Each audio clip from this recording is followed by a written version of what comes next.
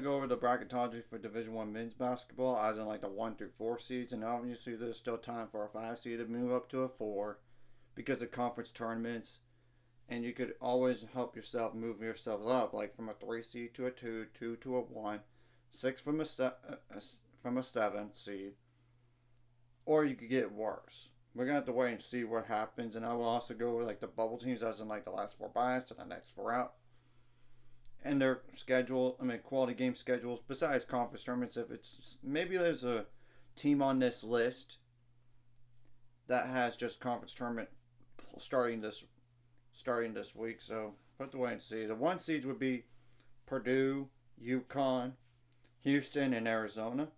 The 2 seeds would be Iowa State, Tennessee, North Carolina, and Marquette. The 3 seeds would be Baylor, Kansas, Duke, and Creighton. The 4 seeds would be Illinois, San Diego State,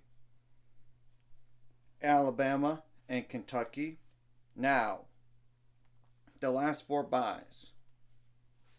Which teams are on that list? The first one is Colorado State.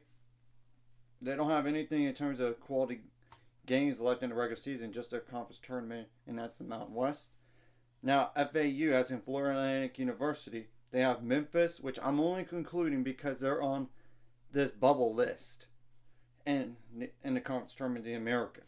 Now, Villanova, their quality games are at Seton Hall, Creighton, and besides the Big East tournament, and TCU, unfortunately, they have to win the last 2 games of the regular season before they go to the Big 12 tournament. That's the only quality games they got there. But even then, it's not guaranteed anything. So, now the last 4 in. Seton Hall is on that list. Villanova, besides the Big East tournament. New Mexico is actually on that list.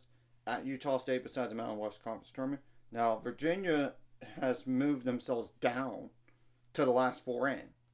And they just have the ACC tournament. So they cannot afford any more bad losses at this point. And Wake Forest is on that list. They got Clemson. This is besides the ACC tournament. Now the first 4 out. St. John's, unfortunately for them, they have to concentrate. They got to win the regular season games they got left. And they got the Big East tournament. Same thing goes for Utah for the Pac-12 tournament as well. They don't have any more quality games. You cannot have any more bad losses. Now Providence, they got UConn besides the Big East tournament. Illinois, Iowa is on that list, and they got Illinois as a quality game besides the Big Ten tournament. Now the next 4 out, Colorado, unfortunately for them, they have the Pac-12 tournament only. Now for Pitt, same thing goes for the ACC tournament for them. Drake actually has a Missouri Valley Conference tournament this week. So that's all they have to win to even think about getting in. Because I don't know, even if you go so far, if you get up to a certain point, it will be enough to get into the NCAA tournament. So winning it is guaranteed.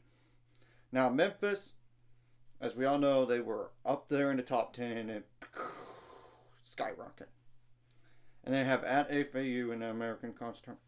Honestly, winning your conference tournament will really help you to get to the NCAA tournament. It's automatic. You got to make a deep run as well. You cannot have any more bad losses.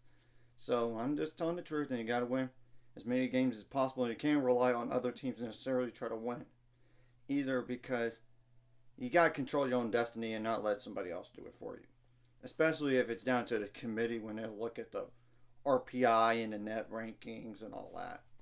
Strength of schedule, but you know what I mean.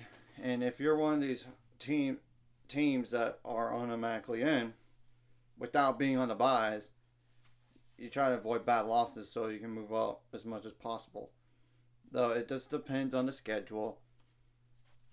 And winning your conference tournament for those teams right there would really help them in terms like maybe moving up in terms of the seeding. But we're going to have to wait and see what happens. And I'll go over this next week one more time, because we all know it's going to be changing every single day next week probably. So anyways, if you feel like this content, hit the like and subscribe, and see you guys later on the road to 600 subscribers. Of course, ultimate goal is 1,000 more. So money out. Of course, like a video, comment video really helps YouTube algorithm so more people can see it. Sharing the video does help as well, so more people can watch. And if you're watching and not subscribed, hit the subscribe button to read the notification bell as well.